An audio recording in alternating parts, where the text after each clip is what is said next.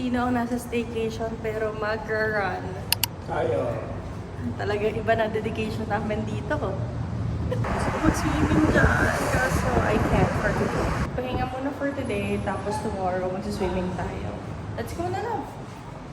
Para ako magtitinda sa kalye. Gusto ko yung mga gantong kulay. Ganda oh.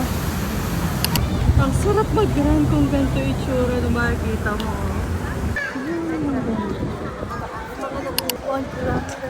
The beach. Sarap mag-swimming. Pero bukas na. 2 kilometers and ayaw ko na mag-jogging. Parang gusto ko na lang mag-walk. Hindi, pabalik na ako. Babalik na lang ako. Ayan. So we're going na.